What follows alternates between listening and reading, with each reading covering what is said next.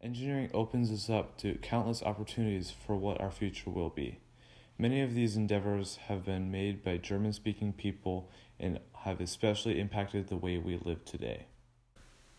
Ironically, despite just sitting there while Europe burns itself down twice, the Swiss have created one of the most famous knives in history, in an army that hasn't seen any conflict for 150 years. In the late 1800s, the Swiss Army commissioned a knife that could be a can opener, a screwdriver, and a knife all in one, called the Model 1890.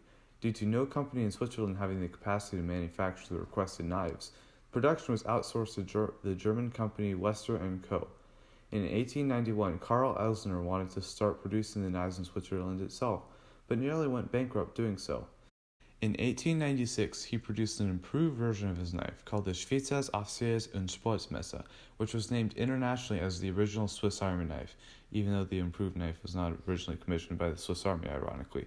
The Swiss Army knife is the most used multi-tool today, ranging from incredibly useful to incredibly comical. The knife has gone from a simple screwdriver and can opener into one of the most essential tools for camping or housework.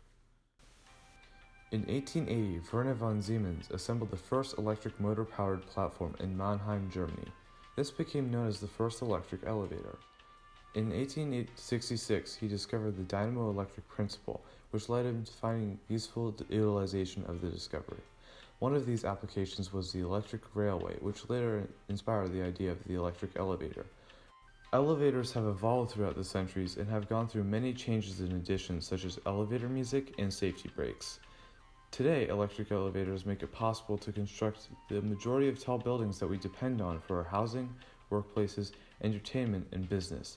The tallest buildings in the world, such as the Shanghai Tower or the Macau Royal Clock Tower, would not have even been possible without the help of elevators that bring materials and transport people.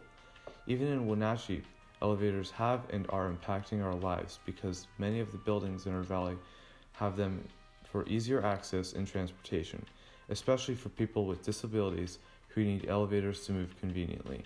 Without electric elevators, our world and our skylines would look very different.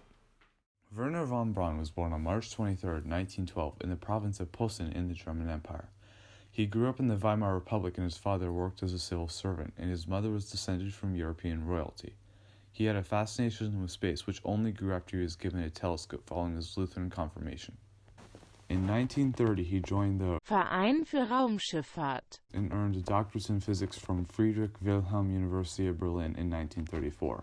In the late 1930s, he became the technical director for the Rocket Center at Peenemünde and became involved in the development of the A4 rocket, which later became the V2. The initial development was very shaky and expensive.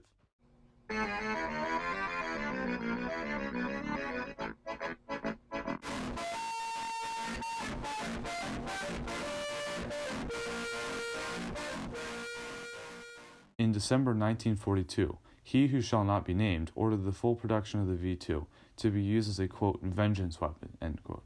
After 21 months, full-on production was in effect, and they started to use them to hit Allied targets such as London and Antwerp. As the war started to close, both the Soviet Union and the United States had interest in the technology that the Germans possessed. Von Braun escaped to American lines at the end of the war.